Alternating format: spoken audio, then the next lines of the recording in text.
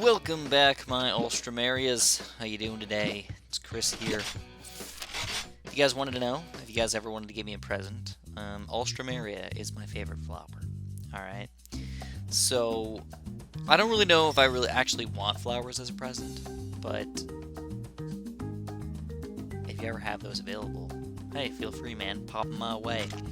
So we're going to start off by saying that I'm absolutely exhausted, and if I'm slurring my words or talking really slow or something, it's because I'm tired. It's not because I'm drunk or high or something like that.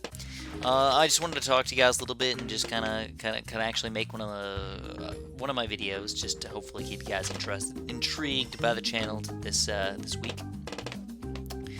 I've been hard at work this entire week at the garden center, actually. So I started on Monday, and it's currently, for me, it's Thursday. So I don't know when the heck you guys are going to get this video. I hope that you'll get it tonight, but I'm not sure if I'm going to be able to stay up long enough to actually make sure it goes up and everything, but I'll do my best. But anyways, I've been ridiculously busy. Basically, Amanda went on vacation this week. Excuse me. Amanda went on vacation this week, so she left on Wednesday, actually. And even worse, I had to wake up at 7:30 in the morning on Wednesday, which I actually don't normally do, by the way. I normally wake up around 11 or something like that on regular days. But for work, I actually do like a 10 to 7 shift, so I don't even have to wake up until about 9 or 9:15 or something like that, and just hop up and just get in my car and freaking go. But because I needed to drive Amanda, I had to wake up extremely early at around 7:30 out of just a little bit of sleep.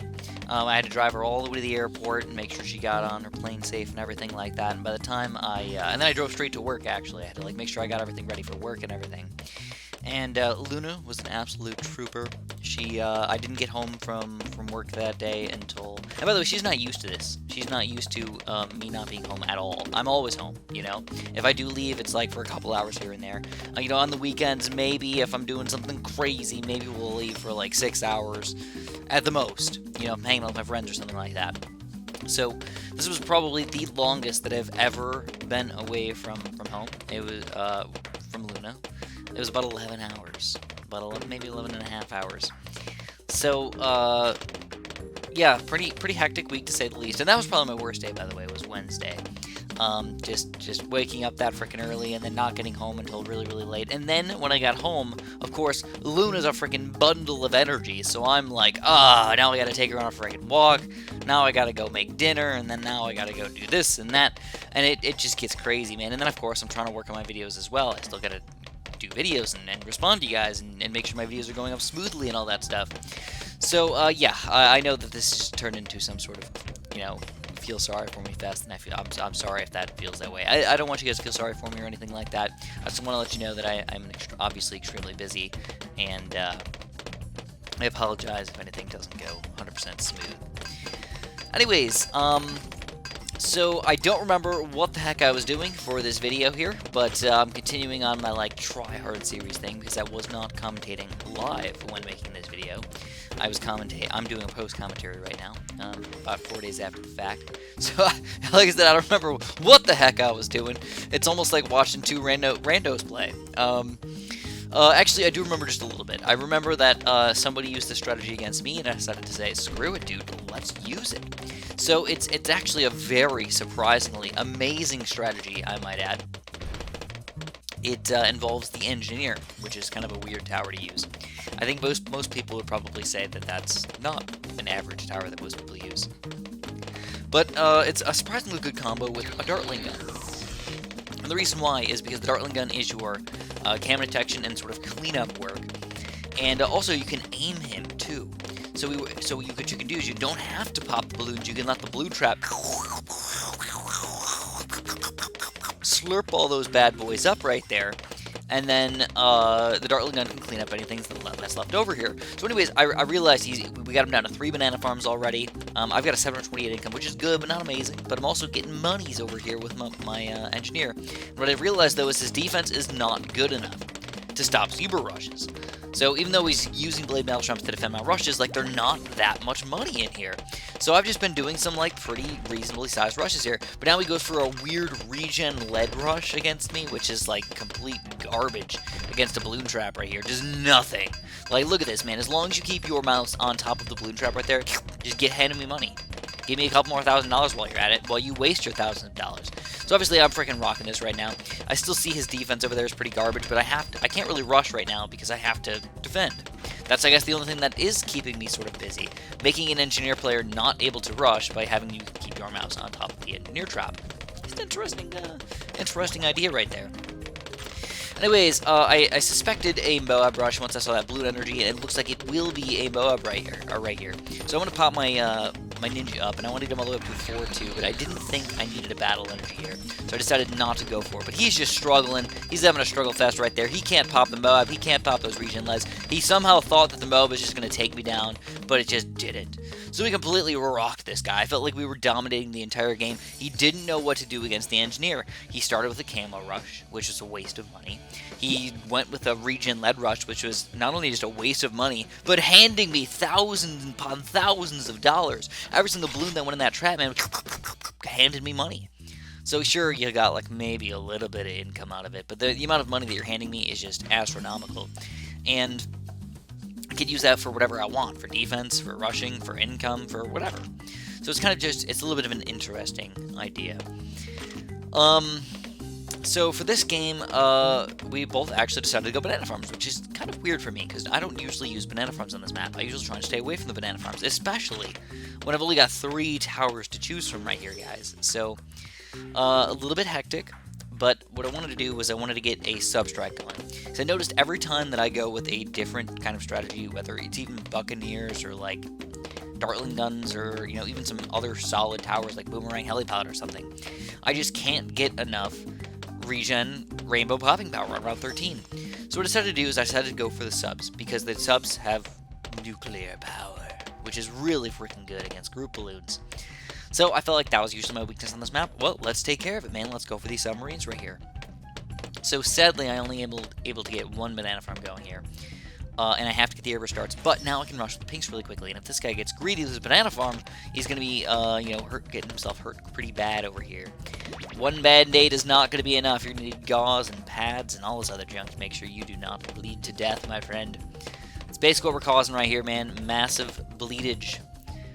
Hemorrhaging everywhere, but not quite enough to actually kill him. So, actually, on my screen, it looks like he's losing a lot more lives than what's actually going through, though, which is kind of sad. Sometimes there's that weird balloon lag that happens that, like, doesn't show up exactly what's actually happening on both sides of the screen.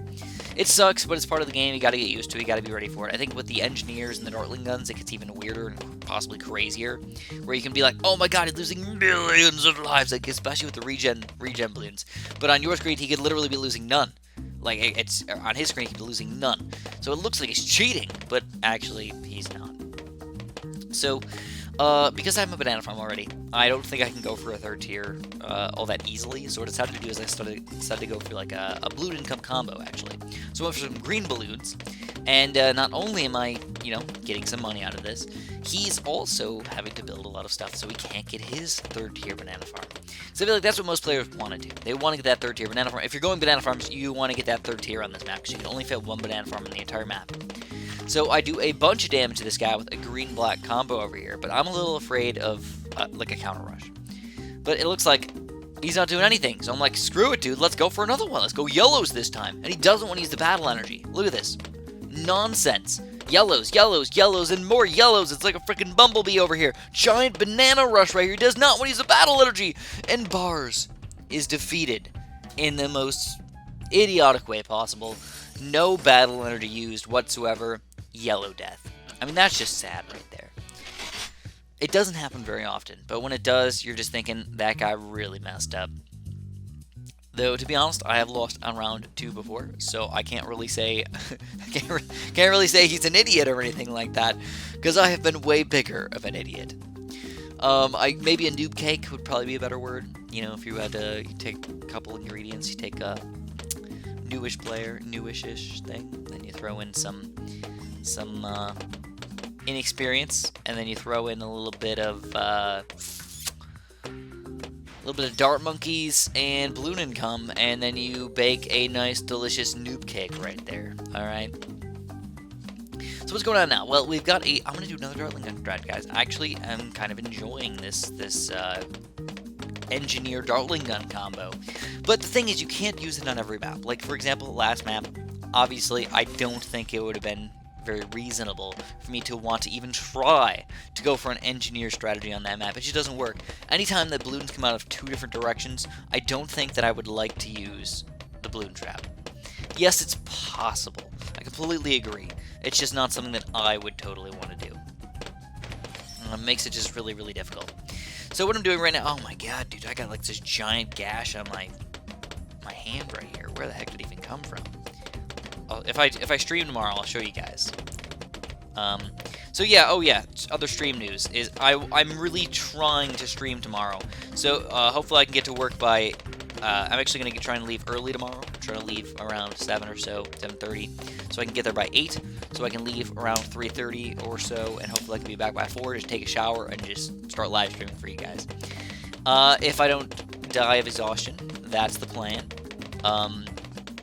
Hopefully I can get all the work done that I need to get done, so I can get ready. Because the problem is what I'm doing at work. Let me just. Should I talk about it? All right, what I'm doing at work right now is basically prepping for Mother's Day.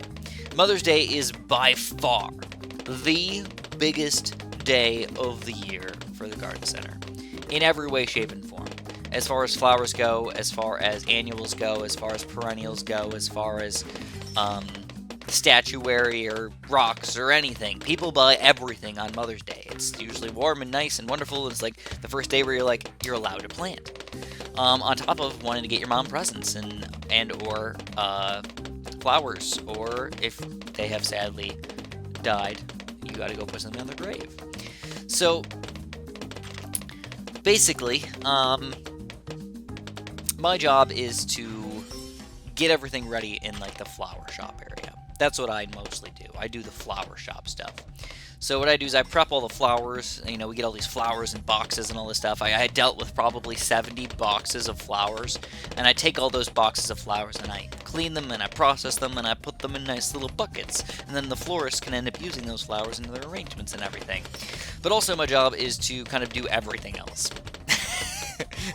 and that's the problem, is that you know, usually when I come in, because for the past like about 10 or 11 years, I've done the Mother's Day flowers. That has been my job. I've done the Mother's Day flowers now. Not that I don't work there anymore, like full time or anything like that. I do end up coming in to sort of like help out. You know, that's what I've been doing. I usually help out for spring, so I helped out for winter a couple weeks here and there and stuff like that. So it's just one of those things where I just like come and help out. But anyways, usually when I come in, like most of the stuff's done, and like I still have stuff to do. Don't get me wrong, but like most of the stuff is like done, and sort of ready and organized and stuff like that. And they're like, Chris, this is what you need to do. Do this, do that, do this, and everything's all good. But for some reason, everything this year was not done at all. So I'm like super duper behind on everything. Like the entire front cooler was just garbage. All right, like straight up garbage. It looked terrible, and that makes me feel bad because like I take pride in the work that I do. Like my YouTube videos, I almost never put out like a video that I'm like, this was bad. You guys don't know how much footage that I've made, or even just videos where I've made a video and I'm just like, this was a bad video. I don't want this to go on YouTube. Not just because I lost games or something like that, or not just because I didn't end up playing all that well. If I felt like I commentated bad or I did something horrible, I usually won't end up posting it to YouTube. I probably would say about 5% of my videos or so, I make them, and then I don't end up posting them. And some of you guys would probably prefer me to just even throw them out on the internet, just if anybody wants to enjoy them. But I don't want to make any other random newer subscribers or something like that be like, oh, this is the kind of content that Chris makes? Well, I don't want to subscribe to this guy, so I usually just don't put it on YouTube. And I hope you guys can understand that.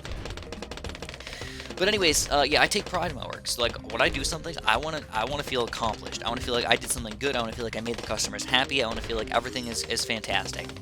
And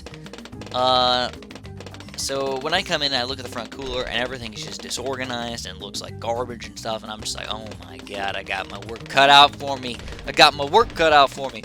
So I've been very hectically running around just doing this and that and this and a little bit of this and a little bit of that and a little bit of this, and like keeping everything as organized as I possibly can, while also making sure all the work that needs to get done, you know, happens as quickly as possible.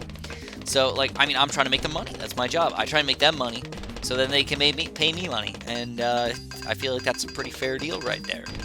No, I don't get any bonuses or anything, which is kind of sad, but I wish I did. So anyways, I realized that this guy's got a weird strategy going on. It's like somehow working for him, where he's defending with a really weird ninja boat combo, and like I'm kind of forcing battle energies and stuff like that. So I think this might be his third battle energy already, but he's still defending, and I'm just like, what the heck is going on? Don't forget though, I also have 1,500 income plus all this random money that I've been generating over here. This is wonderful. I feel like the balloon trap would work much better if my opponent had balloon income as well. But he does have banana farms, so most players are probably going to go banana farms if they're playing in this high quality arenas. I completely understand that. So maybe that's where this strategy can fall apart even just a little bit. But even so, I've been generating a pretty decent amount of money while getting a 1,500 income over here, while still getting a pretty decent defense. I don't feel too bad about this.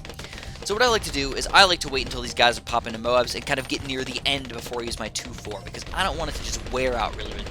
And I pop a Hydra Rockets in here, and it's looking pretty good. There's a lot of balloons on the screen. The problem is trying to click on the balloon trap while I also do this is kind of difficult. The Hydra Rockets was not as powerful as I thought it was going to be. We actually almost end up losing this game right here, but luckily we do end up pulling through right now, and so far, so good. Again, keep it slow, though. Keep it slow, dude. The 2-4 Ninja ability is still lasting for a little bit longer, but I'm going to need another one the next few seconds. But I decided to go for another big rush against this guy because I feel pretty confident in my ability to defend over here with a 1,600 income and some ninjas and everything.